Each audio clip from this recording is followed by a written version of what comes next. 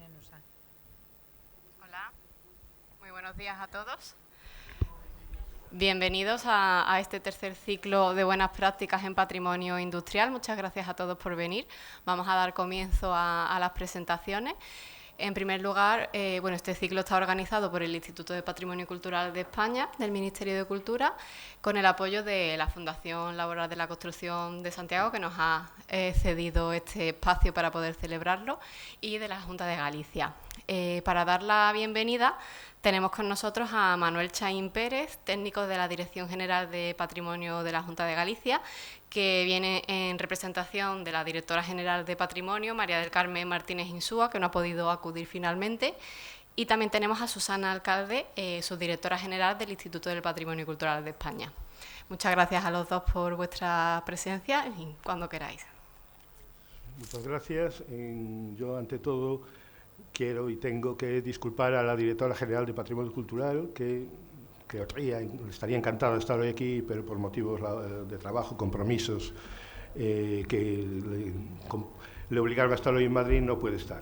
En su nombre, en el nombre de María del Carmen Martínez Insúa, Nenusa, como le gusta a ella que la llamen, de la Consellería de Cultura, Lingua y Xuventude, y claro está, en el mío propio, pues lo que tengo que deciros a todos es benvidos, benvidas a Santiago de Compostela, y a los que no sois de Galicia, pues bienvenidos a Galicia. También agradecer al Ministerio de Cultura y al Instituto de Patrimonio Histórico Español, Susana, y a los responsables del Plan Nacional del Patrimonio Industrial por haber elegido de nuevo nuestra ciudad, nuestra tierra, Santiago de Compostela. Y qué mejor ocasión o qué mejor motivo para hacerlo que para hablar de buenas prácticas y de cómo mejorar la tutela y la salvaguarda del patrimonio industrial. Estamos encantados, de verdad, de teneros aquí, en Compostela, y en este marco, en esta antigua curtiduría de Pontepedriña, que hoy es un centro puntero de formación en la construcción y los oficios relacionados con la conservación y la restauración de la arquitectura. Es necesario reconocer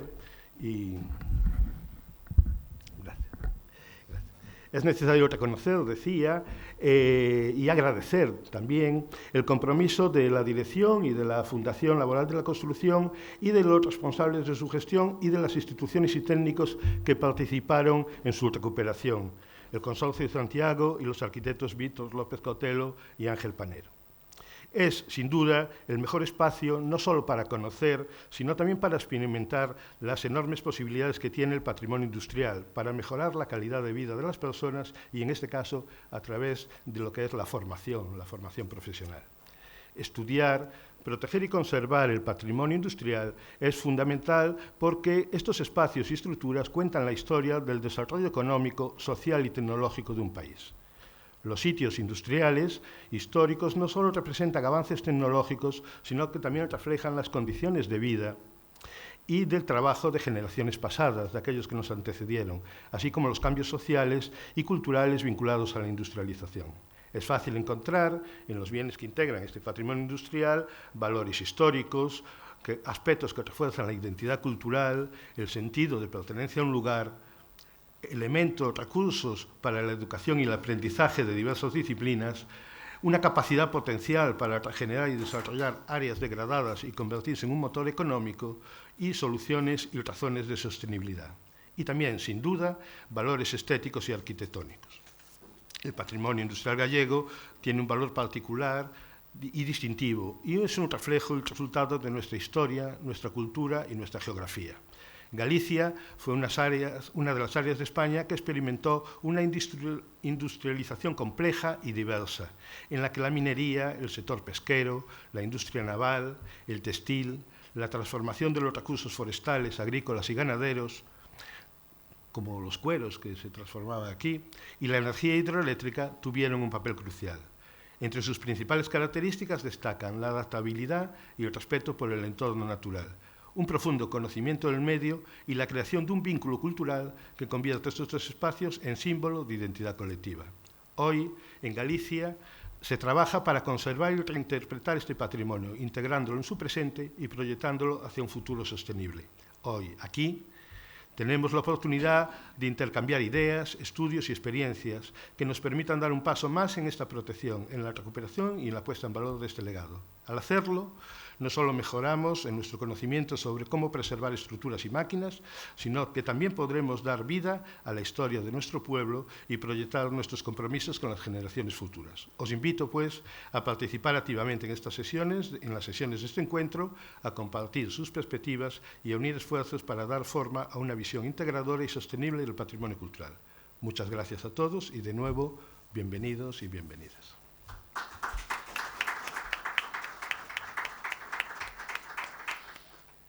Buenos días y muchas gracias.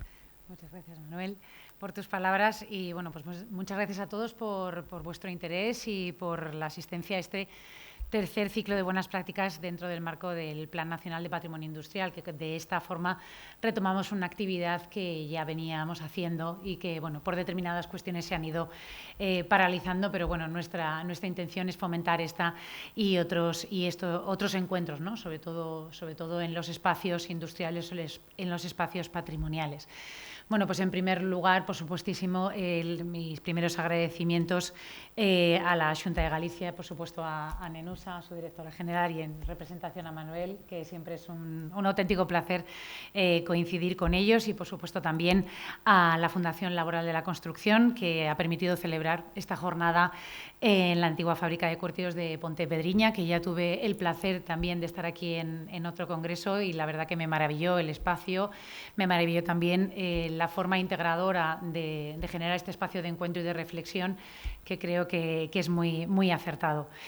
Y luego también, por supuesto, agradecer a las instituciones y ponentes que participan en este encuentro y, como no, a nuestro propio equipo del Instituto del Patrimonio Cultural de España, representado por la coordinadora del Plan Nacional de Patrimonio Industrial, Noelia Yanguas, muchas gracias, y también el esfuerzo de la organización de esta jornada al equipo de difusión. Gracias, Estrella, también por la organización y la coordinación con todos los ponentes y todos los asistentes. Con este ciclo retomamos, como decía, una acción en materia de educación patrimonial que creemos que es fundamental y básica. Además, ahora nosotros acabamos también de aprobar en el Consejo de Patrimonio Histórico el Plan Nacional de Educación Patrimonial y que creo que se incardina perfectamente también con las acciones y con las líneas directoras del Plan de Patrimonio Industrial. Y es especialmente interesante el celebrarlo dentro del propio bien industrial y que tiene, pues eso, por objeto debatir, reflexionar, compartir experiencias, ¿no?, en este tipo de patrimonio, que también es el resultado del impacto que ha tenido en la regeneración de barrios, de territorios, de diferentes comunidades. Como he dicho, esta iniciativa se encuentra enmarcada dentro del Plan Nacional de Patrimonio Industrial y dentro de su comisión de seguimiento fue donde se impulsó y donde se incentivó retomar esta iniciativa que se había impulsado previamente en otras localizaciones, como fue el caso del Pozo Sotón en Asturias, en las Reales Fábricas de Riópar en Albacete, en la Fábrica Gal, por ejemplo, de Alcalá de Henares, o incluso en el Mercado de Abastos de Badajoz, entre otros. Entonces, es una iniciativa que creo que sí es importante ir distribuyendo a lo largo del territorio y hacerlo propio de la comunidad. Dentro de nuestra propia organización, del Instituto del Patrimonio Cultural de España, para aquellos que no nos conozcáis, somos una subdirección dentro de la Dirección General de Patrimonio Cultural y Bellas Artes del Ministerio de Cultura. Y sobre todo a finales del año 2022 comenzamos a impulsar de nuevo los planes nacionales y sobre todo a reactivarlos, a reformularlos y a replantearse cuáles eran las nuevas necesidades de estos planes, ¿no? Adecuarlos a nuevos retos en políticas públicas, adecuarlos a normativas nacionales, europeas, etcétera. Y en algunas ocasiones se ha producido la revisión del texto base, en otras cosas se han reformulado y también han aparecido nuevos planes nacionales. Actualmente, desde el Instituto, se coordinan 15 planes nacionales, por supuesto, entre el que se encuentra el Plan Nacional de Patrimonio Industrial y que concretamente, y eso Noelia os puede avanzar más adelante, estamos en la revisión de su documento base para poder presentarlo el año que viene a aprobación del Consejo. El Consejo de Patrimonio Histórico es un órgano consultivo de la Administración General del Estado y las comunidades y ciudades autónomas para tratar sobre temas culturales que, bueno, como todos sabemos, es una competencia concurrente entre las diferentes administraciones. Dentro de esta revisión que se está haciendo dentro del plan, pues bueno, tiene diferentes aspectos y se podrá apuntar más adelante un poco en el punto en el que se encuentran, pero bueno, se incluyen nuevos conceptos, por ejemplo, relacionados con la postindustrialización, la revalorización también de la obra pública contenida dentro del plan, la revisión de apartados como los relativos a criterios de valoración y de selección de aquellos bienes que forman parte del plan. Y bueno, yo creo que también especialmente importante es cómo asumir los retos, cómo enfrentarnos a los nuevos desafíos que sufre el patrimonio industrial, ¿no? Como es el caso del cambio climático o la conservación desde un punto de vista, como también ha señalado Manuel, sostenible de este tipo de patrimonio. Además de la recuperación de este ciclo de buenas prácticas, desde la Comisión del Plan también se han impulsado y se han retomado actividades que son fundamentales para la divulgación, la transmisión del conocimiento y el establecimiento de redes de colaboración fundamentales para abordar la protección del patrimonio desde un punto de vista integral, ¿no? Poniendo en el centro la identidad y la sensibilización de la población y a los responsables, como no, de la gestión de este patrimonio, de su estudio y de su salvaguardia. Y bueno, dentro de este marco de actividades y de colaboraciones hemos retomado también la participación desde el punto de vista académico, que creo que es fundamental, porque también se están desarrollando másteres y estudios de posgrado en materia de patrimonio industrial, pues bueno, colaborando con diferentes universidades, como la Universidad Nacional de Educación a Distancia, también con la Universidad Politécnica de Madrid, en diferentes acciones y congresos relacionados con las problemáticas del patrimonio industrial. Y, como no, también pues la participación con la asociación Incuna, en la que este año pues también se abordaron diferentes problemáticas y dinámicas patrimoniales, sobre todo en territorios postindustriales, ¿no? Que es donde nos encontramos los desafíos mayores. Todas estas acciones son muy significativas, en tanto que el patrimonio industrial es un patrimonio con un fuerte factor identitario y, sobre todo, de impacto social, cuya complejidad y dinamismo lo diferencia, pues bueno, de otros patrimonios, que también los vemos en los planes nacionales, que bueno, su perspectiva histórica pues ya ha sentado dentro del imaginario colectivo pues como monumentos y como espacios a conservar sin ningún tipo de discusión, ¿no?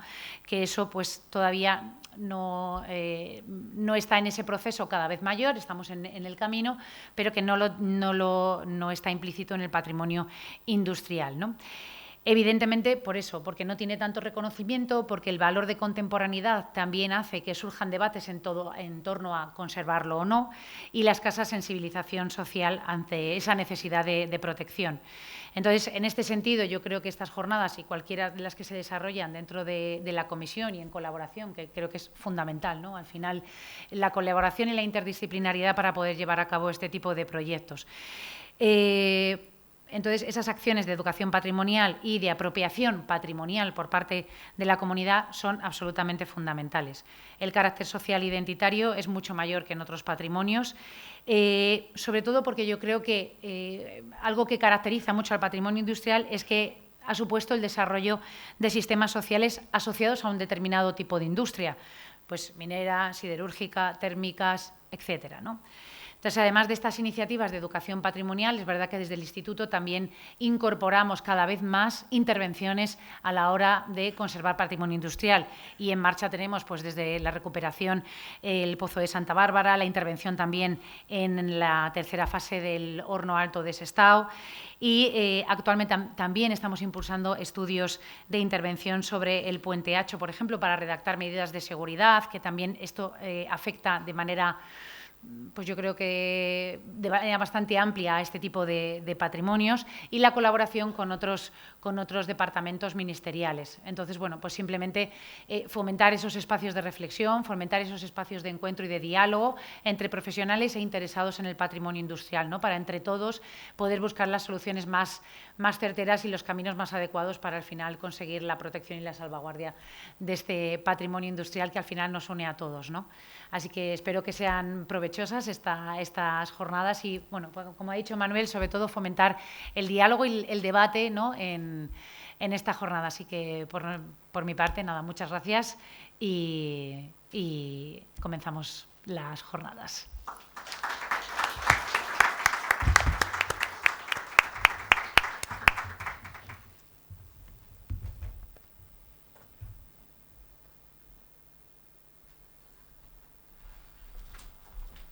Muchas gracias, Manuel y Susana, por vuestras palabras. Tiene ahora la palabra Noelia Yanguas Jiménez, coordinadora del Plan Nacional de Patrimonio Industrial y conservadora restauradora del Instituto de Patrimonio Cultural de España. Ella va a hablarnos de criterios y usos de actuaciones en el marco del Plan Nacional de Patrimonio Industrial. Pues muchas gracias, Noelia, y cuando quieras. Vale, pues gracias, Estrella, y muchas gracias también a Manuel y a Susana por la presentación y, por supuesto, pues a la Xunta de Galicia y también en concreto a Claudio, ¿no?, que es el representante de la misma en la Comisión de Seguimiento del Plan Nacional de Patrimonio Industrial y, como no, pues a la Fundación Laboral de la Construcción, puesto que con esta jornada pues retomamos los ciclos de conferencias de buenas prácticas en patrimonio industrial.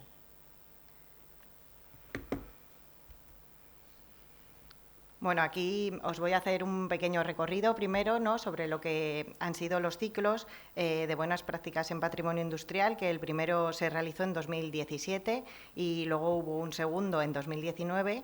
Y en estos años pues estaban planteados con ciclos donde realizábamos 6 sesiones anuales, 3 en primavera y 3 en otoño en cada ocasión. Las propuestas sobre los lugares donde se celebraban es siempre a propuesta o de las comunidades autónomas o a través de los miembros de la comisión de seguimiento. Y bueno, decidimos realizarlos in situ porque la finalidad es pues vincular a la ciudadanía en general, ¿no?, y ayudar a la valorización del patrimonio industrial en el lugar, pues incentivando la implicación de la sociedad y también de las instituciones para reconocer los valores, para la sensibilización de la conservación y para la gestión, ¿no?, de los recursos patrimoniales y que finalmente pues que sea realmente disfrutada y usada pues por la ciudadanía en general. Y aquí tenéis, pues el primero fue el caso del Poblenou en Barcelona.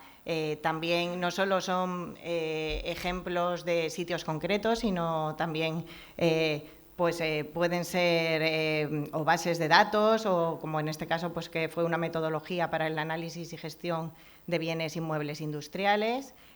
También hicimos otro en la central térmica, en la fábrica de la luz de Ponferrada, también en las Reales Fábricas de Riópar, en la fábrica de boinas de la Encartada y luego, como veremos, un poquito más desarrollado también en Bombas Gens, que era como un ejemplo, ¿no?, de iniciativa privada. Esos fueron los de 2017. Realizamos otro ciclo en 2019, porque en ese momento pues estaban planteados como ciclos bianuales.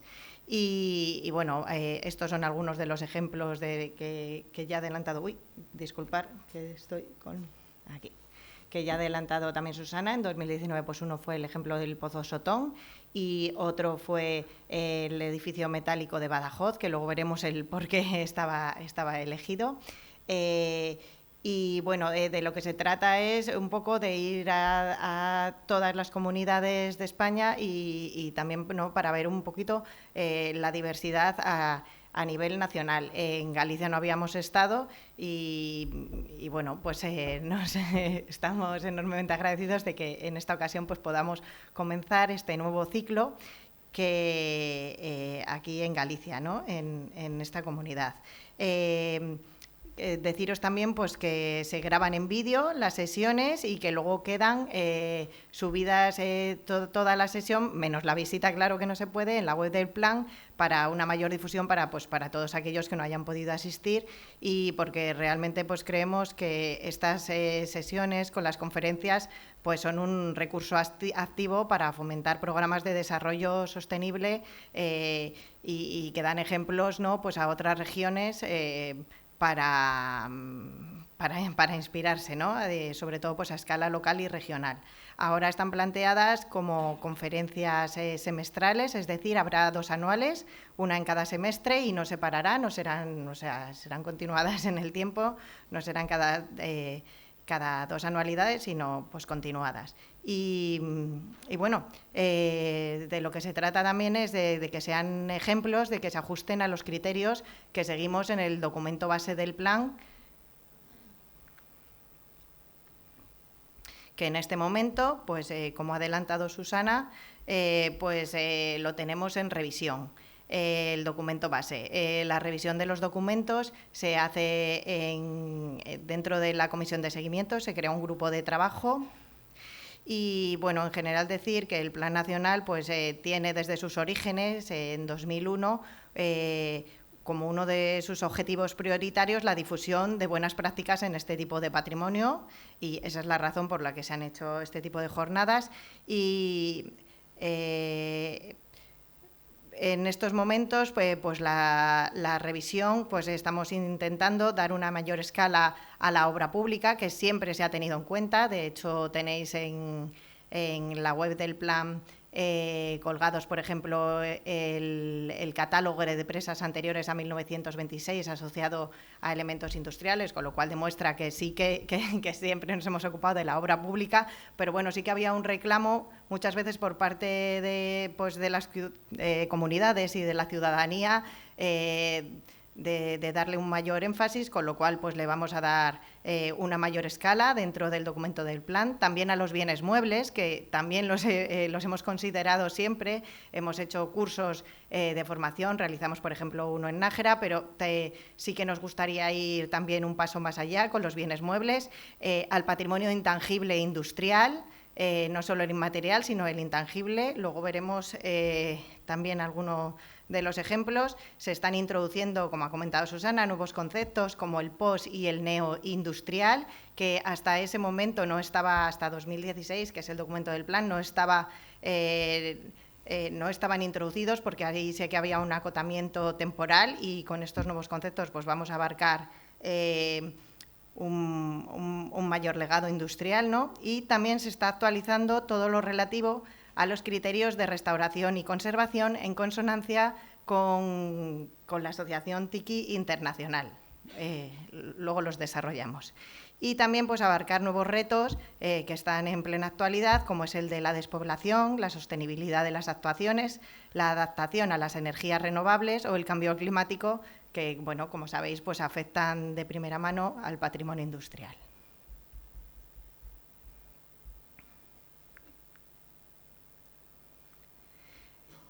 Bueno, estos son los criterios de valoración y selección que tenemos actualmente en el documento del plan y que se están revisando.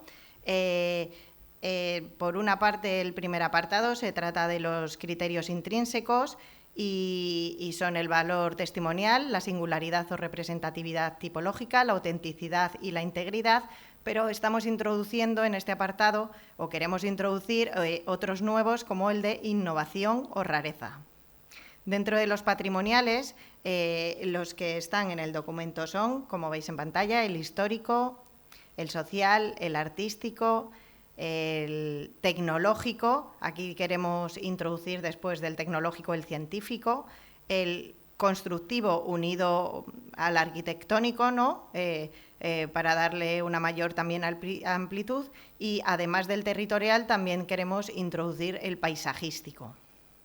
Dentro de los criterios de viabilidad de los bienes, pues estaría la posibilidad de actuación integral. Hay que tener en cuenta el estado de conservación, las posibilidades de gestión y mantenimiento, la rentabilidad social, la situación jurídica, y también estamos valorando la introducción de la sostenibilidad técnica y económica, el reuso y el criterio de valoración. También está propuesto incluir un cuarto apartado específico de sostenibilidad.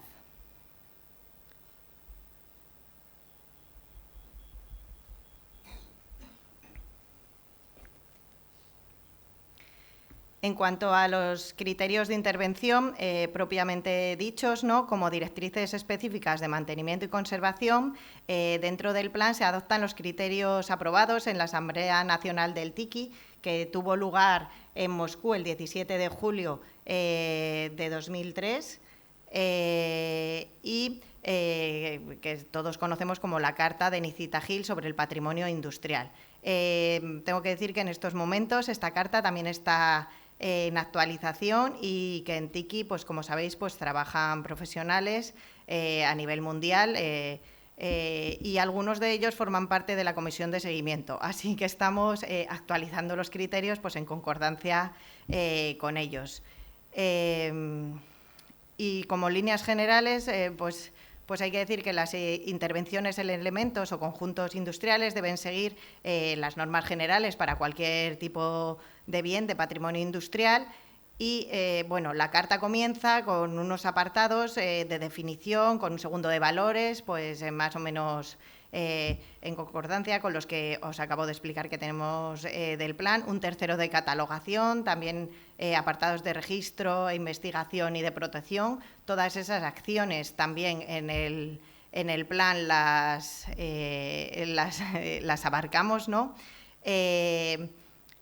Y todas las actuaciones van precedidas de este tipo de acciones, no solo a nivel individual de los bienes, sino también a través de estudios generales de la industrialización española, pues como os he comentado antes, el catálogo de presas o el catálogo de faros que tenéis colgado en la web del plan, o en estos momentos el de industrias centenarias en activo. Estos apartados no los voy a desarrollar, puesto que voy a centrarme ahora un poquito más, ¿no?, en los criterios de intervención propiamente dicho, y me gustaría, pues, destacar algunos de estos criterios y comentar algunas actuaciones que hayan tenido alguna vinculación, no todas se han realizado desde el plan, pero por lo menos han tenido alguna vinculación, y los usos a los que se han destinado.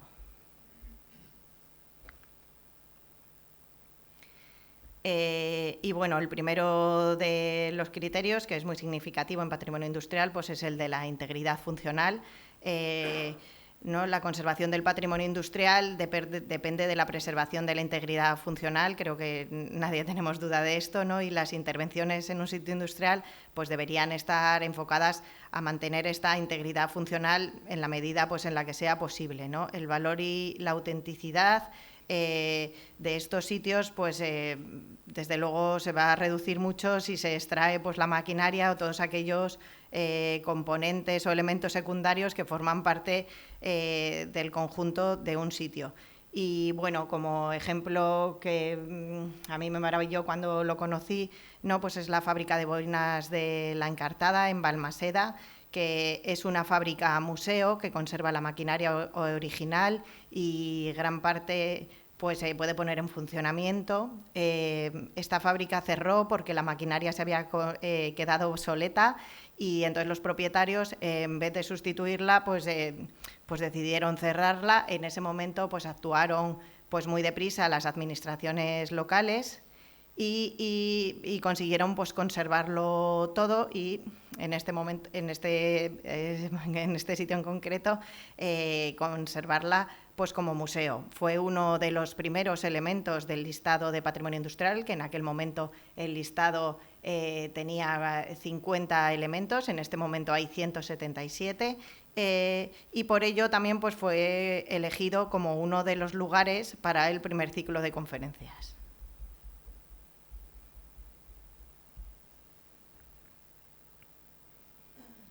Bueno, el profundo conocimiento, de esto ya hemos hablado un poquito, ¿no? De que antes de cualquier tipo de intervención en patrimonio industrial, pues requiere pues un profundo conocimiento, sobre todo pues del propósito, los propósitos por los que se construye, ¿no?, y de los diferentes procesos industriales que han podido tener lugar en él. Y además, bueno, pues en muchas ocasiones estos procesos pues pueden haber cambiado con el tiempo, pero todos los usos anteriores de un sitio industrial deben ser investigados y evaluados. Y bueno, en este sentido me gustaría comentar el caso de la Real Fábrica de Cristales de La Granja, que bueno, ya sabéis que las reales fábricas las tenemos incluidas dentro como preindustriales, ¿no?, dentro del plan, y además son de titularidad estatal. Y bueno, decir en este caso que en el marco del plan se redactó el plan director, que incluye apartados, pues además de documentación, también de viabilidad de actuaciones, cronogramas con programación de actuaciones, presupuestos, etcétera, y que funciona como museo tecnológico, espacio para exposiciones temporales, escuela taller de vidrio, tiene tienda, restaurante y alojamiento para cursos y eventos, pues debido a la magnitud, ¿no?, de los espacios que tiene, pues tiene una variedad de funciones.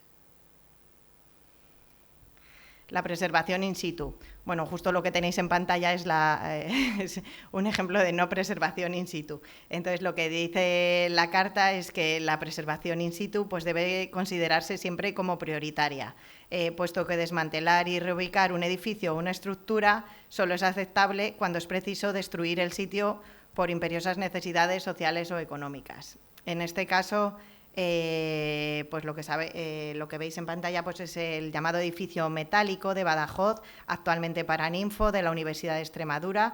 Es un edificio completamente descontextualizado. Simplemente pues las imágenes, ¿no?, sobre todo la del exterior, pues ya nos llama mucho la atención. Además está sobre una especie de plinto, ¿no?, como si fuese un poquito un templo, ¿no?, clásico, recuerda un poco.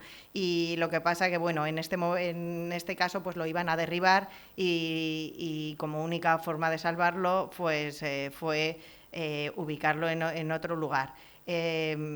Claro, que aquí pues no leemos exactamente pues para qué fue el edificio, que realmente pues albergó el mercado de abastos de la Plaza Alta de Badajoz, desde 1899 hasta su traslado al campus en 1977. Y bueno, tuvo que cerrarse al público por su mal estado de conservación, fue declarado BIC en 2012 y ahora se ha rehabilitado.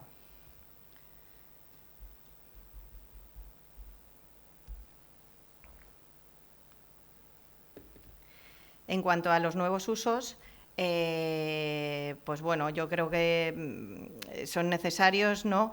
Y por lo tanto, pues la adaptación de cualquier sitio industrial a un nuevo uso, pues debe realizarse como forma pues de asegurar su conservación, ¿no? Normalmente esto suele ser aceptable, excepto en el caso de sitios de especial importancia histórica. Eso sí, los nuevos usos pues siempre deben respetar el material significativo y mantener los patrones originales de circulación y de actividad para que se lea un poco todo, pues, todo lo que se hacía en el sitio industrial, y debe ser compatible con el uso original o principal. También se recomienda pues habilitar un área donde se represente el uso anterior. Y en este caso pues me gustaría destacar el Pozo de Santa Bárbara en Mieres, que es también otro de los primeros elementos del plan. Y en este sentido, pues desde el Instituto se han fomentado acciones como el plan director, en un primer lugar, del paisaje del río Turón. Luego, en concreto, el plan director del Pozo de Santa Bárbara ha tenido 2 intervenciones previas. La tercera y última está en este momento en licitación, y también me gustaría destacar esto como ejemplo de colaboración con las administraciones locales, puesto que las intervenciones han sido por parte del Instituto, pero el Principado amplió la declaración al edificio del economato, que en un primer momento no estaba declarado, y que además es uno de los únicos economatos que quedan en la región con estas características, y se ha incluido dentro de la parte de intervención de la tercera fase. Yo creo que va a ser finalmente como la intervención prioritaria, porque además queda en el economato parte del mobiliario y de los registros. Y el ayuntamiento se ha encargado desde hace mucho tiempo del mantenimiento y realiza numerosas actividades en el mismo, como son pues exposiciones, actividades gastronómicas, etcétera. Entonces creo que realmente es un ejemplo de colaboración entre todas las administraciones. Ahí tenéis, bueno, una de las fotografías antiguas y otra pues tras la segunda fase de intervención. En cuanto a la reutilización y continuidad, nosotros abogamos, ¿no?, por continuar adaptando y usando los edificios industriales, puesto que esto evita malgastar energía y contribuye, desde luego, al desarrollo sostenible, ¿no? El patrimonio histórico puede tener, además, un papel muy importante en la regeneración económica de áreas deterioradas o en declive. y la continuidad que implica la reutilización de este tipo de edificios puede proporcionar también estabilidad psicológica a las comunidades que se enfrentan al repentino fin de una fuente de trabajo de muchos años. Y en este sentido, pues pongo de manifiesto el Bombas Gens en Valencia, que es un ejemplo de iniciativa privada, que esto ocurre en menores ocasiones, ¿no? Formó parte precisamente por ello, del primer ciclo de buenas prácticas y, aparte de museo, es centro de reinserción de grupos marginales de lo que es el barrio, ¿no? Contribuyendo así de una manera social y a la regeneración, pues a través de otro tipo de actividades que no solo son museísticas.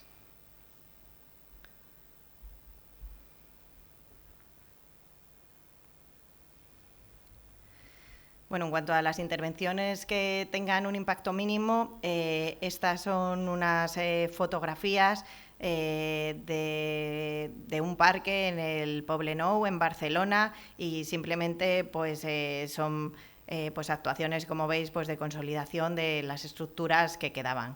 Las intervenciones, pues en todo caso, pues deben ser reversibles sin tener un impacto mínimo. Todo cambio, de todas formas inevitable, pues debe ser documentado, y todos los elementos significativos, si se eliminan, pues deberían ser registrados y almacenados.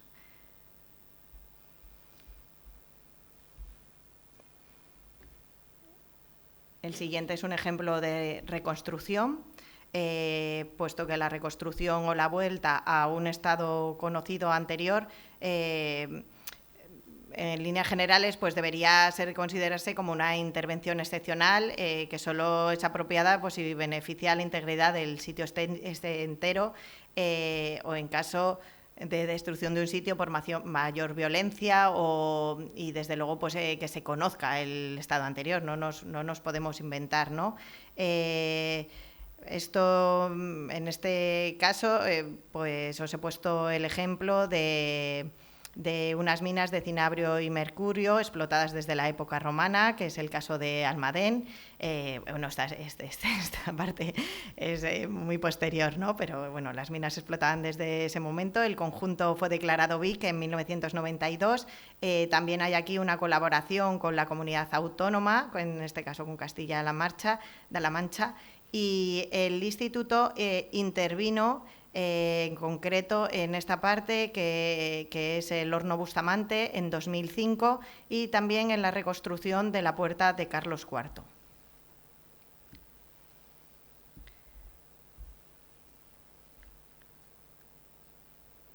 Este es otro de los ejemplos que a mí más me parecen impactantes e importantes, y se trata del registro de las habilidades de los procesos industriales, que no todo pues sería inmaterial. Hay gran parte que es intangible, puesto que muchos de las habilidades de los procesos industriales pues no se continúan haciendo. Entonces esa parte sería más intangible que inmaterial, puesto que ya no está en vigor. Pero bueno, en todo caso, todas las habilidades humanas involucradas en los procesos industriales, sobre todo, pues como en este caso, no antiguos o obsoletos, son un recurso muy importante, y la pérdida, pues desde luego, puede ser irreparable, por lo cual es necesario registrarlos y transmitirlos a las nuevas generaciones.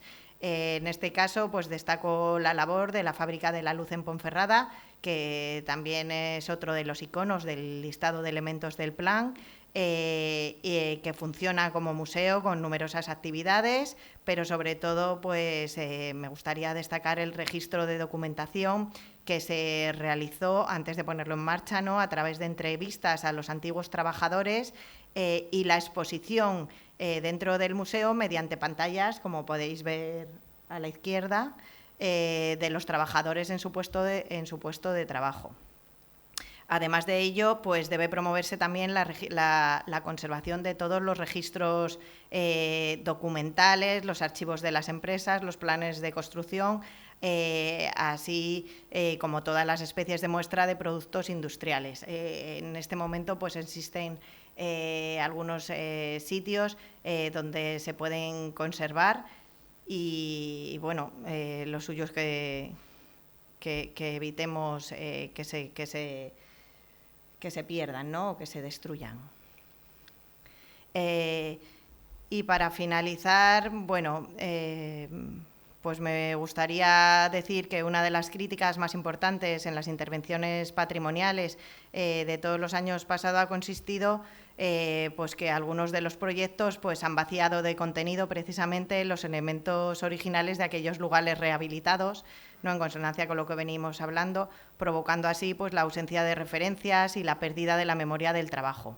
Todo ello pues, nos lleva a plantearnos pues, algunos interrogantes sobre la condición del proceso de restauro e intentar pues, reflexionar que no todo edificio histórico rehabilitado puede tampoco adaptarse a cualquier funcionalidad.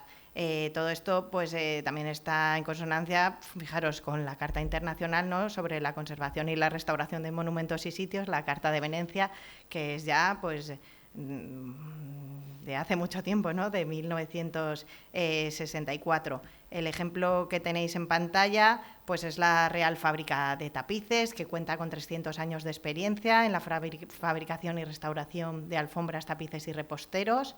El edificio es declarado BIC en 2006 por la Comunidad de Madrid y desde 2011 pues, también forma parte de los elementos del plan. Y bueno, terminar con una frase sacada del propio texto del plan que dice pues, que cada paisaje, arquitectura, maquinaria o instalación industrial tienen un carácter que es necesario mantener vivo en los procesos de recuperación, intervención, restauración o rehabilitación que se adopten. Ya está. Muchas gracias.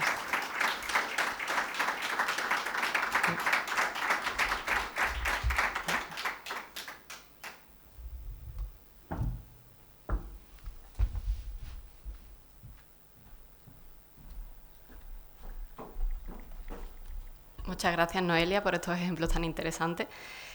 Es ahora el turno de Ángel Panero Pardo, arquitecto del Consorcio de Santiago, que nos va a presentar su ponencia titulada Curtidurías, molinos y vaquerías, el río Sarela, cinturón industrial de Compostela.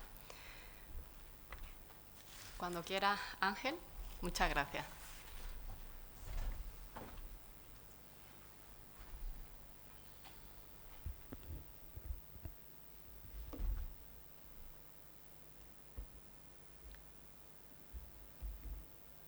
Muy bien. Muchas gracias por la invitación. Muchas gracias a Susana, a Noelia, a Estrella, por haber confiado en esta presentación de algo que tengo que decir que forma parte muy intensa de mi experiencia profesional, de mi vida profesional realmente. Yo soy un arquitecto al servicio de la Administración Pública porque trabajo en el Consorcio de Santiago, que es una de las instituciones, probablemente el tractor inicial que puso en marcha el proyecto que les voy a presentar ahora, en colaboración con la Fundación Laboral. Y me produce, pues, aunque lo he hecho muchas veces, pues me gusta mucho hacerlo, porque me doy cuenta que cada vez que lo hago, pues disfruto, ¿no? Espero poner sobre la mesa algunas ideas que son un aperitivo de la visita que tenemos programada luego y que yo pretendo que sea un aperitivo de contexto, ¿no? Realmente vamos a hacer un recorrido por este proyecto, primero haciendo referencia a una cuestión que es un tanto antigua porque tiene más de 50 años, que es el urbanismo y la austeridad. Es un famoso libro de Campos Benuti. Yo van a ver que realmente, aunque tuve la suerte de trabajar aquí en colaboración con López Cotelo, con Víctor López Cotelo, que como saben es un arquitecto español de referencia, que ha sido catedrático en la Universidad de Múnich precisamente de intervención sobre el patrimonio durante muchos años. Y como digo, tuve la suerte de colaborar con él desde mi posición en la institución que impulsó el proyecto. Pues creo que lo verdaderamente importante, más allá de la arquitectura incluso, pues son las circunstancias de contexto, ¿no? Y por esto quería empezar con esta cuestión, ¿no? Luego voy a referirme al proyecto de recuperación, cómo se trabó ese proyecto, que veo que está en gran sintonía, ¿no? Aunque este es un proyecto que se empezó a construir o a desarrollar aproximadamente el año 2006-2007, pues está muy, muy bien encardinado en el plan que está el Ministerio haciendo sobre la arquitectura industrial. Luego me gustaría hacer algunas consideraciones de paisaje, de vida cotidiana, de ciudad y de arquitectura, que me parecen fundamentales porque cuando estamos hablando de patrimonio industrial, creo que hay una vinculación que es imposible de desligar del patrimonio industrial con la ciudad, porque ha sido generador de ciudad, ha sido generador de barrios, es generador de conocimiento y por lo tanto es generador de vida, ¿no? Y esas cuestiones acaban siendo trascendentales para comprender el verdadero sentido que tienen estas instalaciones, ¿no? Bueno, ahí es donde entra este título que he aprovechado la oportunidad para colarlo, del Cinturón Industrial de Compostela, que tiene que ver también con una especie de proyecto personal en el que este proyecto era quizás el primer paso y que realmente pues viene a hacer una reflexión que yo creo que abarca la ciudad completa de Compostela sobre qué sentido tiene la ciudad, cuál es el futuro de nuestra ciudad, cuáles son las razones que pueden soportar, digamos, un discurso urbano sostenido. Tenemos uno que está bastante consolidado, que es el que se refiere, digamos, a las cuestiones del Camino de Santiago, de la catedral, de la tradición tan importante que tiene la ciudad en ese campo. Pero yo creo, francamente, que, como seguramente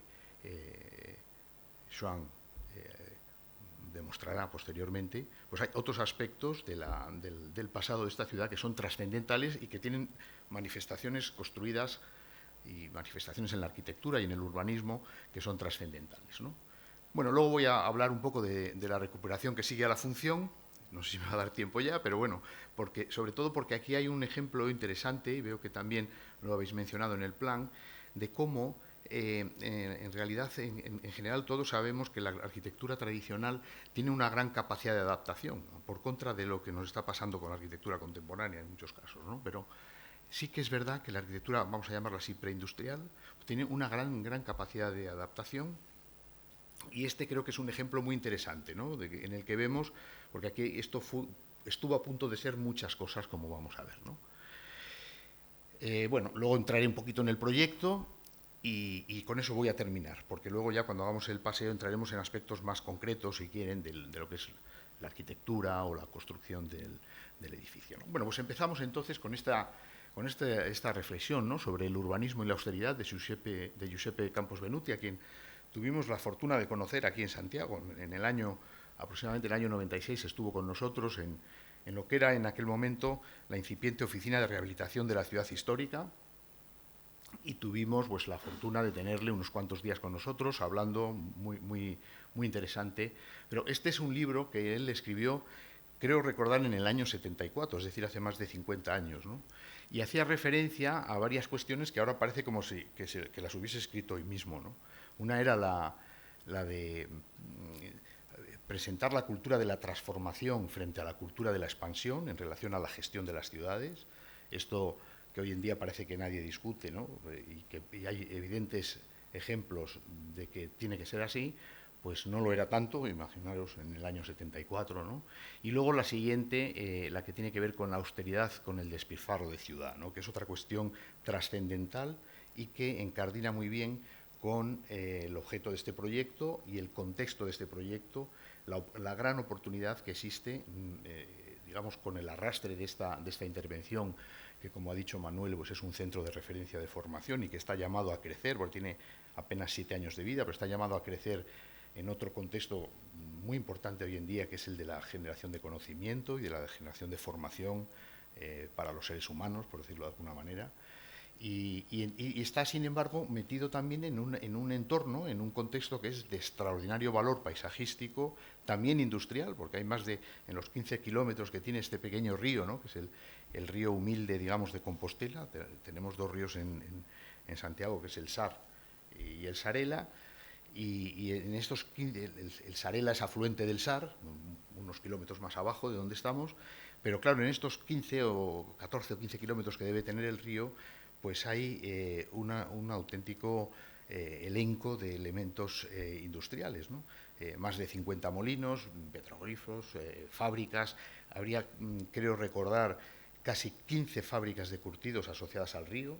Ya veremos que realmente el río era, por decirlo así, el desagüe de esas fábricas. El agua realmente, que hacía mucha falta, venía de la gestión más amplia del territorio, en este caso en la que estamos, pues de todo el agua que nos vendría del Monte Pedroso, ¿no? Que es como decían los geólogos cuando empezamos aquí, una gran esponja, ¿no?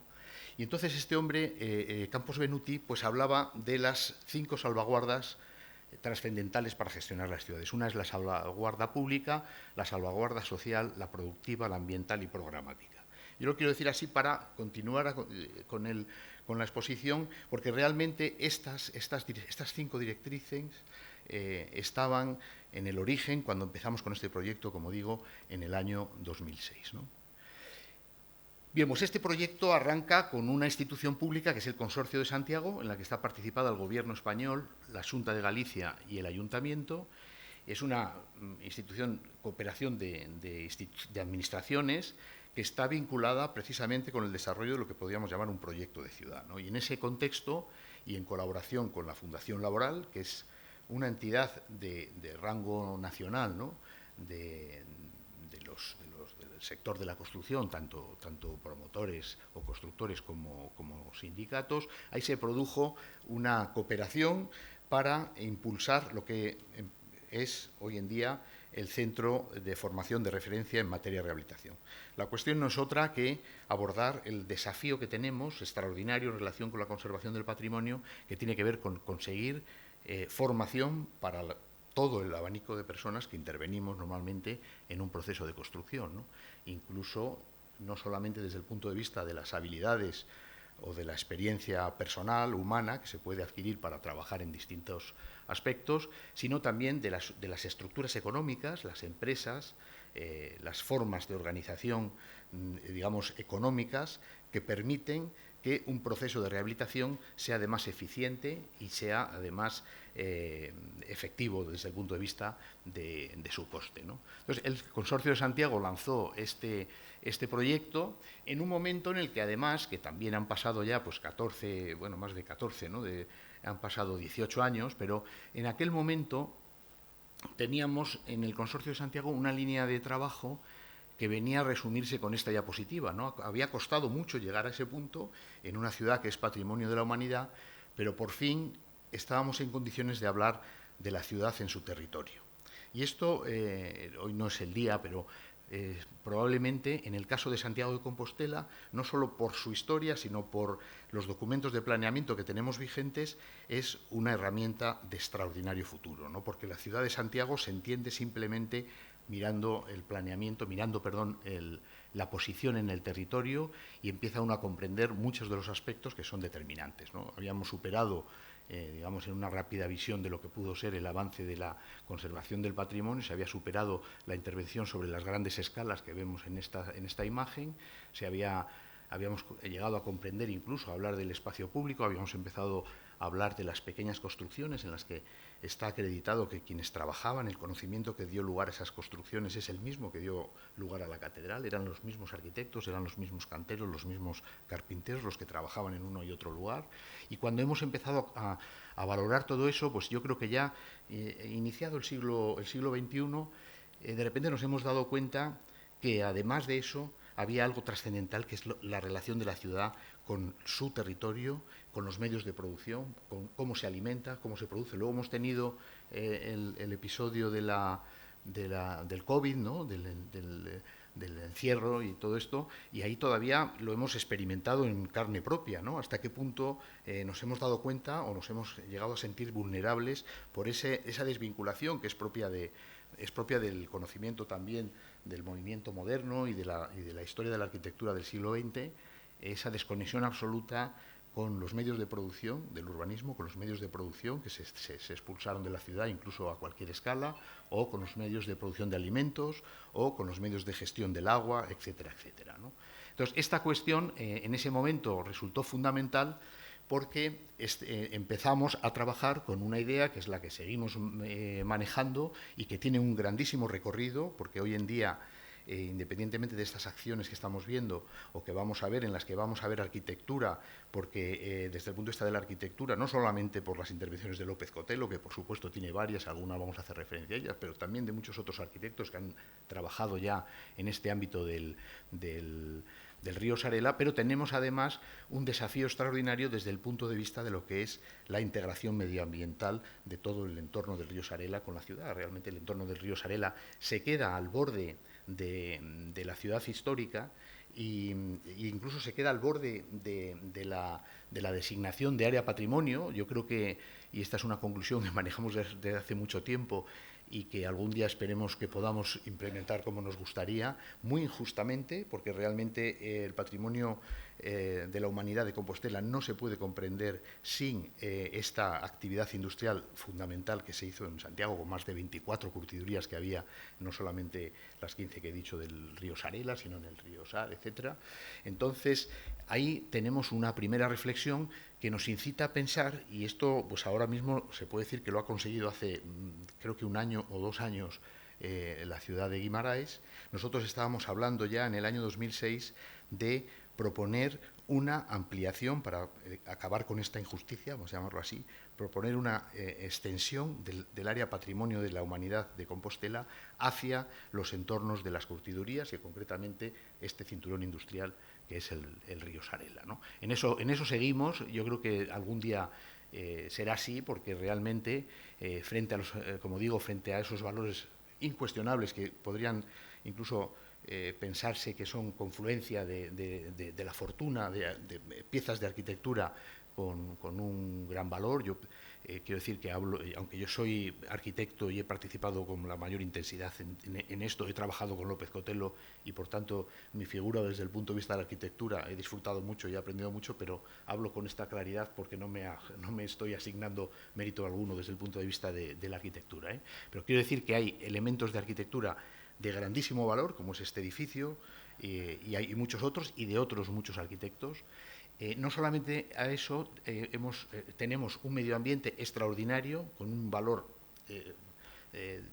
verdaderamente interesante desde el punto de vista de lo que podríamos llamar el ecosistema urbano de la ciudad, y además resulta que hemos tenido, y se mantiene por fortuna hoy en día, la incorporación de la iniciativa privada con intensidad, algo que sabemos que es indispensable para que algo funcione. La iniciativa, la participación ciudadana, la iniciativa de los particulares se produce a pequeñas escalas, pero como vamos a ver en este edificio, al final fue digamos, la administración pública quien impulsó la cuestión, pero se inició con la iniciativa privada del promotor José Otero Pombo, que es un promotor local, que tiene muchas otras actuaciones de este tipo y otras muchas en el propio río Sarela, ¿no? Y afortunadamente hoy en día hay que decir que alguien también ha sido capaz de comprender la importancia que esto puede tener desde el desarrollo de un proyecto de ciudad, que es una gran empresa local también, que es Santiago Sur, que está trabajando en una de las curtidurías, que también vamos a hacer referencia a ella aquí, que es la de Pontesarela, ¿no? Por tanto, confluyen un montón de cuestiones pues que nos hacen ver que y ser muy optimistas respecto a lo que va a pasar. Bueno, esta es una imagen que a mí me gusta utilizar para reforzar esta idea de que nuestra obsesión a veces con lo construido, que es correcta, ¿no? y que no pongo yo en cuestión, pero sin embargo desmerece mucho o deja muy de lado algo que es extraordinariamente importante cuando vemos los planos de las ciudades, ¿no? Y cuando vemos este plano de Santiago de 1780 y el vuelo con el que se hizo el planeamiento, ¿no? En 1990, pues además de esa similitud de la forma, digamos, urbana, detectamos... No solamente detectamos lugares o espacios o formas vacías, por decirlo así, muy importantes que tienen que ver con el medio ambiente, sino que somos capaces de reconocer en ese vuelo algunos errores. Algunos errores cometidos en el proceso de desarrollo de la ciudad. La ciudad de Santiago tiene un desarrollo muy tardío y en la parte sur vemos cómo toda esa zona de las huertas que había en la parte sur fue invadida, digamos, por las operaciones de ensanche características del siglo pasado, ¿no? Pero eso hoy en día somos conscientes de que es un error y, por tanto, estamos un poco comprometidos con la idea de repensarnos la recuperación del patrimonio desde la reflexión sobre la ciudad en la que ese patrimonio se ha producido, ¿no? Y por eso tenemos que, y ahí, así utilizo yo esta imagen, tenemos que empezar, más allá de los materiales, incluso más allá de las técnicas o de los criterios de intervención, tenemos que empezar a darnos cuenta que el proceso de recuperación urbana del proceso de recuperación del patrimonio es un proceso cooperativo en el que es indispensable que estén integrados en esa escala, digamos que quizás es excesivamente piramidal, y además los arquitectos estamos en una posición muy ventajosa, ¿no? Porque somos los que, entre comillas, mandamos, ¿no? Pero es muy importante que en esa pirámide estén integradas todas las personas que intervienen, a veces incluso llevando un carretillo, ¿no? Que se puede hacer una pifia muy grande simplemente por... Y eso significa que necesitamos formación, necesitamos recuperación de oficios, no quiere decir que vayamos a trabajar como se trabajaba hace 150 años, pero sí que necesitamos gente que sepa, maneje su oficio y tenga esa habilidad, ¿no? Bueno, esto se produce en un contexto de transformación permanente y cambio continuo, que es otra idea que es interesante, también vinculada a la cuestión de las intervenciones sobre el patrimonio industrial, ¿no? Y la ciudad especialmente, precisamente el éxito de las ciudades es que se transforman y que se modifican, y el éxito de las ciudades, aunque sean siempre en un contexto de conflicto, a veces grave, pues el éxito de las ciudades precisamente es que son capaces de transformarse, ¿no? Son capaces de, como decía, y ahora no me acuerdo quién decía esto, pero es algo que a mí me gustó mucho siempre, son capaces de arrancar la tradición de los brazos del conformismo, ¿no? Que es una idea que a mí me gusta mucho en relación con lo que se refiere toda la intervención sobre el patrimonio, ¿no? Porque realmente, si se fijan ustedes, las políticas de conservación del patrimonio del siglo pasado estaban basadas en la conservación de la tradición, ¿no? Lo cual a mí me parece, desde el punto de vista humano, un error estratégico muy importante, porque la evolución humana está basada precisamente en la superación de las tradiciones, ¿no? Digamos que la clave probablemente está en otro sitio. Entonces, en la ciudad, y en relación concretamente con el área en la que estamos hablando, pues estamos en una situación de transformación permanente en la que además tenemos que recuperar una sensación que para los arquitectos es muy difícil, porque no estamos educados así, y es que no somos más que un eslabón más de la cadena. Es decir, nuestras obras entran en la vida de las personas y, como es lógico y por fortuna además, las personas las transforman, y luego incluso otros arquitectos las transforman. Yo ahora, como ya voy teniendo años, pues más o menos creo que entre 10 y 15 años cualquier arquitectura sufre una transformación de diversa intensidad, ¿no? El riesgo que hay hoy en día, básicamente, y eso es lo que nos obliga a veces a ser excesivamente defensivos, sobre todo quienes tienen la responsabilidad de la conservación del patrimonio, ¿no? Con quien yo me solidarizo mucho, aunque diga algunas de las cosas que estoy diciendo, verdaderamente son los malos siempre, en todos los sitios es patrimonio y se utiliza además incluso cuando no tiene nada que ver, ¿no? Pero lo que sí creo es que es muy importante darse cuenta que esa transformación es precisamente la que genera el enriquecimiento del patrimonio, incluso la generación de patrimonio para el futuro, ¿no? Bueno, pues los arquitectos también pues estamos educados como creacionistas, ¿no? En esta imagen que también me gusta a mí utilizar cuando hablo de que la intervención sobre el patrimonio, la intervención sobre la ciudad, la intervención sobre un ámbito como en el que estamos, pues obliga a ser evolucionista, obliga a observar lo que ha pasado y a ver cómo se puede intervenir de la forma más eficiente posible para introducir modificaciones que, bueno, van a tener una expresión arquitectónica sin duda, pero lo más importante es que estén encardenadas en el paisaje, en las funciones, en los usos, en la generación de empleo, en la generación de conocimiento, que es un poco la clave y es lo que hace que este proyecto pues sea especialmente atractivo, ¿no? Yo esta tarde, pues gracias a la Fundación Laboral, tengo la oportunidad de participar en un curso que tenemos desde hace mucho tiempo de gestores de obras de rehabilitación, ¿no? Entonces, esto para mí es muy importante, me siento muy a gusto, precisamente porque te das cuenta de que es estratégicamente indispensable que no nos limitemos simplemente a recuperar el patrimonio, sino que seamos capaces de darle un uso y un objetivo fundamental. En este caso, además, pues es un objetivo que nos parece estratégico para la recuperación de la ciudad, ¿no? O sea, tenemos que empezar a hablar de reciclaje y reutilización, voy a ir ya muy rápido, reversibilidad, son muchos conceptos que realmente estuvieron asociados siempre al pasado, pero que este vertiginoso siglo XXI en el que estamos resulta que los ha convertido en de plena actualidad, ¿no? Y son incluso líderes del cambio de pensamiento y del cambio cultural que estamos viviendo, ¿no? Algo que era impensable, como digo, hace 20 o 30 años, ¿no? Pero ahora mismo sabemos que reversibilidad, que reutilización, que reciclaje, pues son claves para reorganizarnos y restablecernos en el mundo en el que vamos a vivir. Bueno, todo esto lo que significa es que el patrimonio no es suficiente, ¿no? Y es una idea que nosotros hemos manejado siempre desde nuestra propia posición como arquitectos, en la fortuna que yo he tenido también de trabajar en una administración pública tan potente como es el Consorcio de Santiago, precisamente vinculado a la recuperación del patrimonio, es decir, he trabajado como arquitecto y he sido propiedad a la vez, porque administramos fondos públicos para fomentar esa recuperación del patrimonio, y nos hemos dado cuenta también muy pronto que el patrimonio no es suficiente, no es la clave determinante. Incluso yo me atrevo a decir,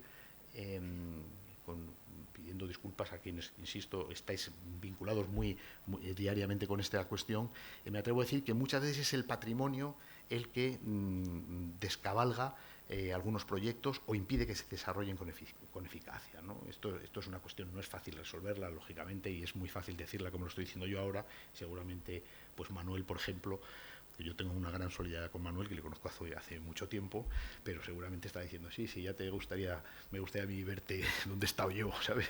Pero bueno, entonces vamos a entrar. Aquí vemos un poco el vuelo de cómo estaba la curtiduría. Nosotros, cuando entramos aquí realmente, que se entró de la mano de la Fundación Laboral, por decirlo así, que es quien compró el terreno, sería la fase principal, se lo compró precisamente a José Otero Pombo.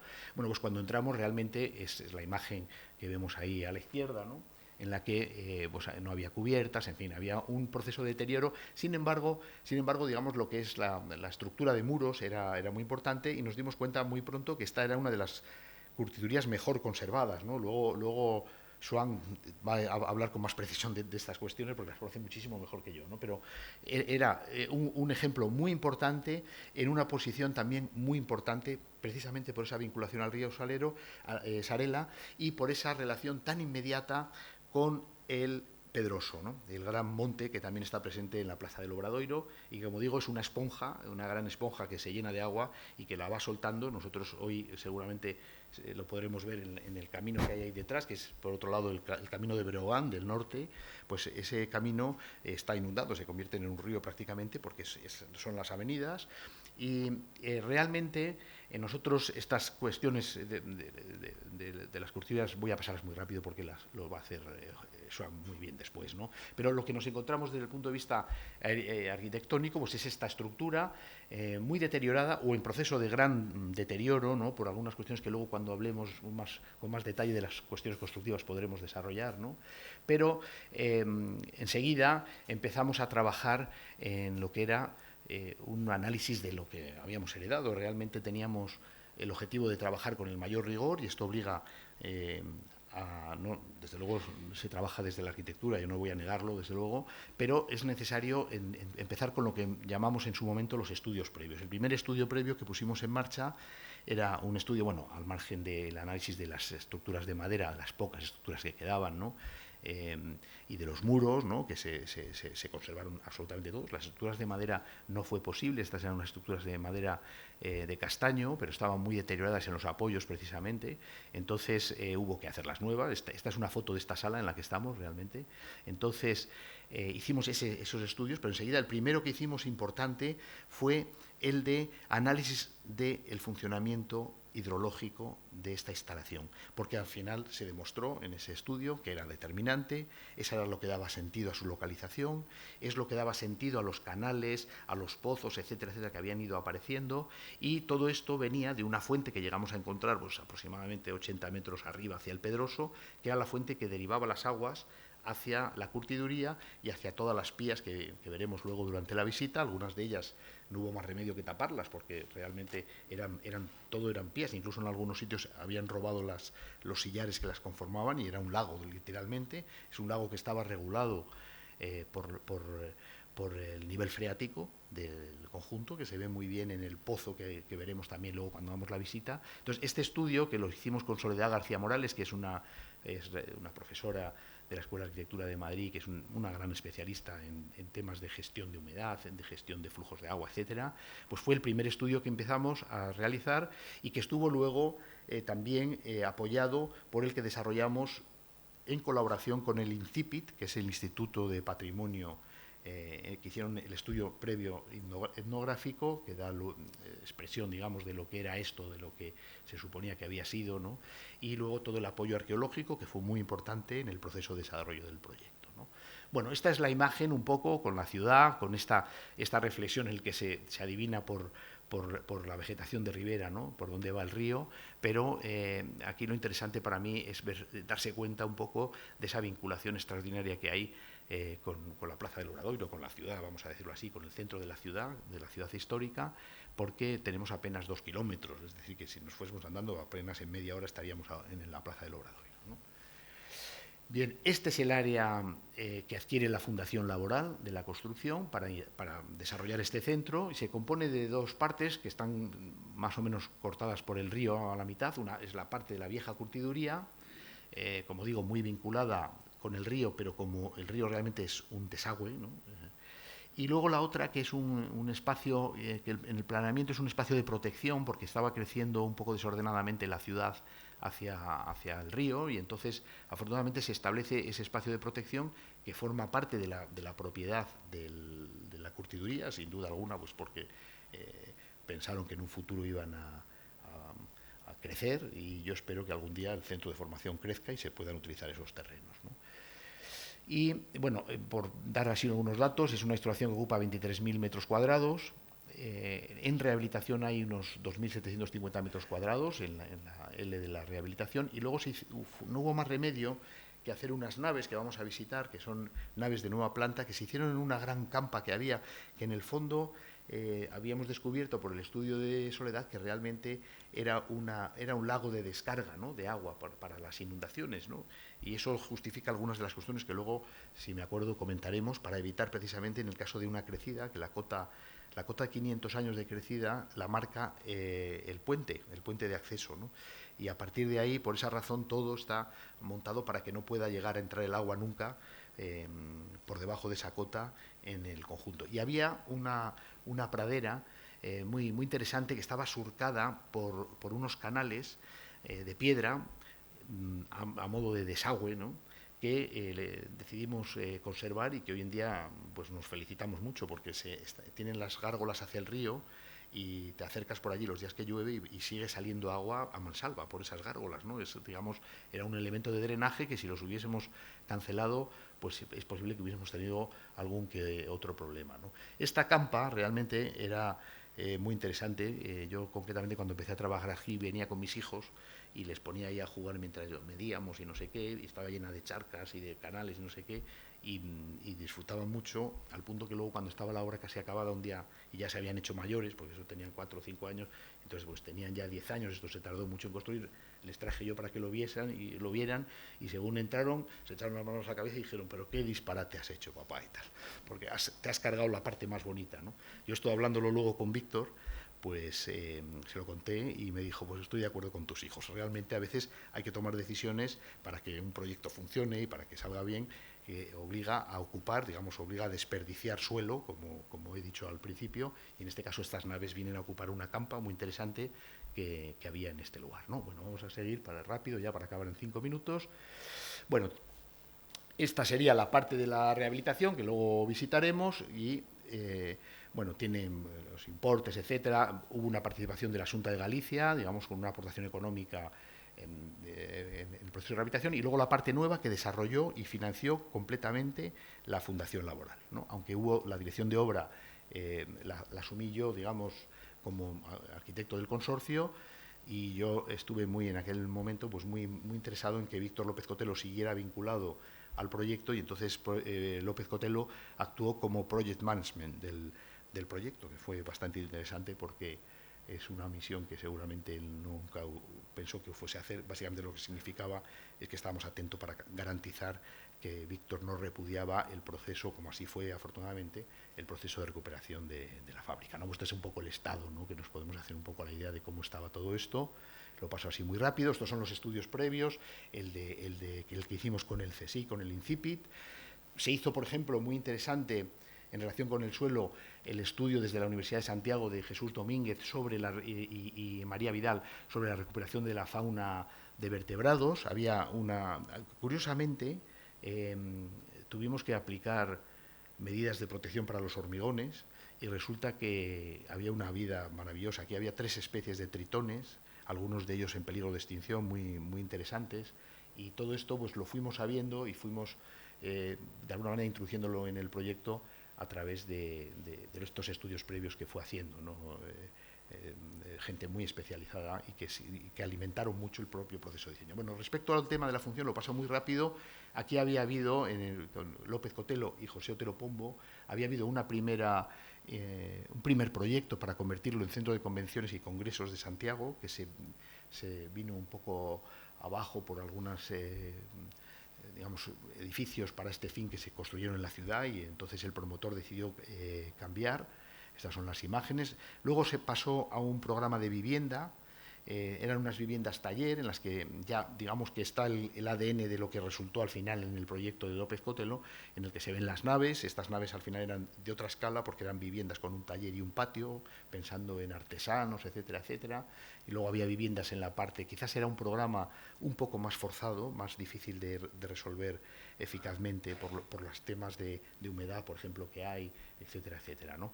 Pero bueno, finalmente acabamos, bueno, esta es esa imagen de las viviendas taller todavía, y luego aparece ya la idea en ese feliz acuerdo de la Fundación Laboral con el consorcio para hacer este centro de formación de referencia de la Fundación Laboral, que es lo que es hoy en día y lo que vamos a ver, ¿no? Lo paso así muy rápido por el hecho de que acabe.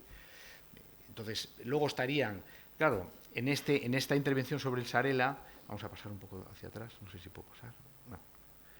Estarían, ya no sé cómo se va para atrás. Hay, ya se me ha echado el tiempo encima, pero quería referirme también a la vaquería, que es otra intervención, que es otra intervención de López Cotelo y de Otero Pombo, y que está en esa línea con el río Sarela que vemos ahí, de integración medioambiental, en el que hay, a mi juicio, arquitectura de calidad, pero hay también rehabilitación y recuperación de entorno y de paisaje, por decirlo de alguna manera.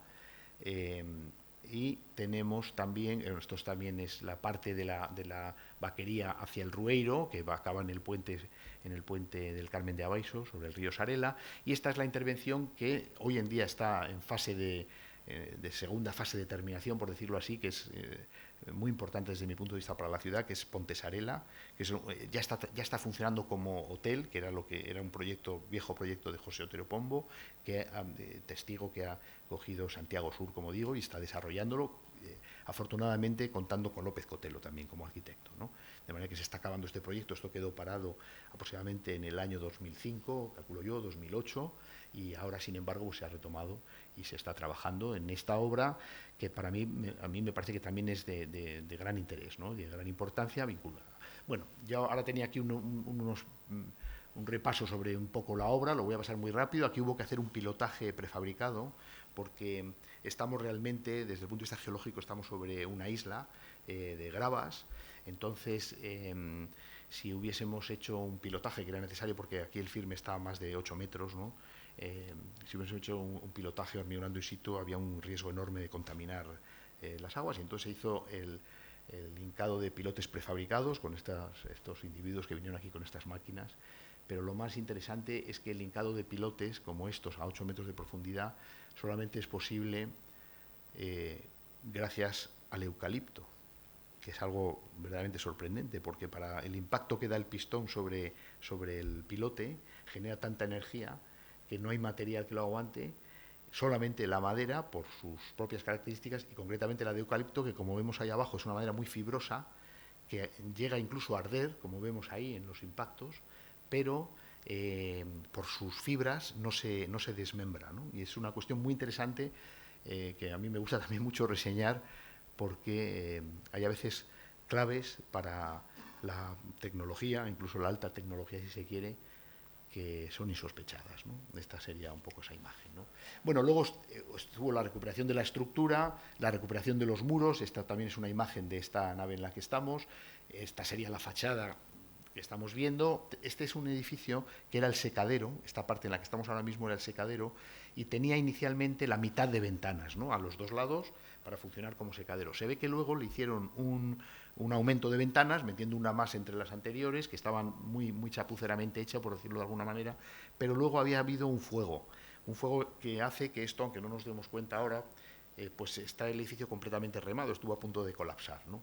Entonces, aquí hubo una intervención que fue dura, digamos, hubo una con reintegración de elementos importantes. Toda la parte de recuperación, aquí trabajamos también con tres tipos de madera. Por un lado, esto es madera de eucalipto laminada, también es una tecnología, casi me atrevo a decir, gallega, porque es de Villapol, en el norte de Lugo. Desgraciadamente no se utiliza normalmente para estructuras, porque todo lo que produce lo vende en Alemania, por la calidad que tiene el eucalipto laminado, que no solamente es que produzca eucalipto de calidad, sino que además gestiona, tiene tarea de silvicultura y por tanto consigue criar o producir los eucaliptos para adaptarlos a la construcción, que no era fácil, ¿no? No era fácil por las características que tiene esa madera, ¿no?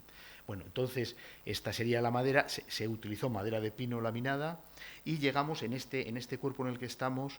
Se utilizó también madera aserrada de pino y de castaño, y en este último cuerpo, que fue como la última fase, no llegamos a tiempo de utilizar el CLT, que ya se fabrica en Galicia también, en Silonor, pero tuvimos esto es un forjado es un forjado compuesto de tableros de CLT con vigas en T, con vigas láminas de pino, ¿no?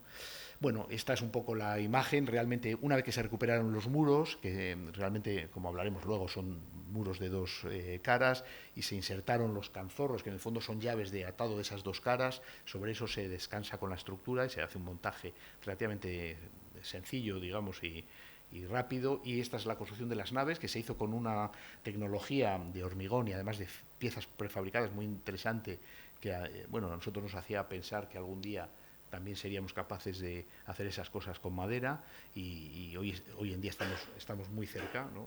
Quiero decir, no solamente porque exista el producto, sino porque sabe la gente cómo hacerlo y cómo desarrollarlo, ¿no? Y bueno, voy a terminar ya. Tenía aquí un poco para la explicación de lo que eran las naves, todo el proceso constructivo. No sé si tiene tampoco mucha importancia, porque lo vamos a ir viendo. Paso simplemente las imágenes así para que Estrella no me riña mucho. Y vamos. Bueno, se hizo también, esto es bonito porque es la última, también lo visitaremos, es la zona de la cafetería. En aquel momento hoy en día ya se trabaja mucho así, pero esto está hecho con un CADboard, está hecho con un modelado 3D de la estructura de madera, incluso para poder, por decirlo así, prefabricar la estructura completa, una estructura muy compleja, porque no tenía nada paralelo, etcétera, y a través, con maderas Besteiro, en Lugo, y fuimos capaces de desarrollar el proyecto en 3D, que a mí me gustó mucho, porque te da de repente una capacidad extraordinaria de control de lo que va a acabar pasando en un terreno en el que yo siempre he dicho que cuando las resoluciones de las estructuras de madera en rehabilitación dependen esencialmente de lo que yo he llamado siempre el ojo del carpintero. Cuando llegas a una obra y hay un buen carpintero, pues el ojo del carpintero realmente es el que lo resuelve, porque al menos yo, como arquitecto, me siento bastante incapaz de predecir lo que va a acabar pasando cuando las estructuras son muy regulares, ¿no? Sin embargo, el CADboard, este es el ejemplo del montaje que se hizo previo, después de haber desarrollado esto en 3D, y luego se montó en las naves de Besteiro para comprobar que todo funcionaba. Se desmontó otra vez, aquí estaba simplemente punteado, se desmontó y se trajo a montar, digamos, con bastante rapidez, ¿no? Bueno, luego teníamos aquí algo para hablar un poco de la fachada, que es una fachada de corcho que ha funcionado, por otro lado, bastante bien, pero bueno, no nos vamos a entretener. Luego, cuando demos el paseo, quizás sí que podamos hablar un poco más, si tiene interés, de este asunto, las fachadas de madera o las carpinterías también, que hay pequeñas actuaciones que en el fondo están siempre vinculadas con la existencia de quien sea capaz de, ante un impulso de la arquitectura, por decirlo de alguna manera, proceder a construir, a ejecutar o a desarrollar correctamente, incluso a mejorarlo, ¿no? Porque pueden pasar las dos cosas, pero lo ideal es que si hay un buen trabajador, si hay alguien que tiene conocimiento de su oficio, los proyectos y los planos se mejoran, los detalles constructivos se ejecutan de mejor manera. Y esta es una imagen final, yo creo que ya hemos terminado porque simplemente son las fotos. Y nada más, muchísimas gracias y perdón por haberme pasado un poquito.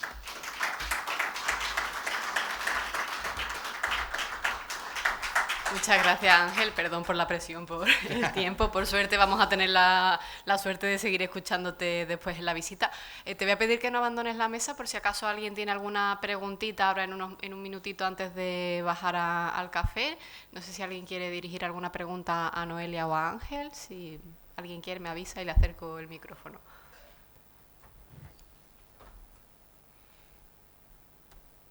Parece que no se anima a nadie, así que bueno, vamos a hacer ahora una breve pausa para el café de unos 20 minutitos, así que está bajando las escaleras, nos vemos en 20 minutitos aquí.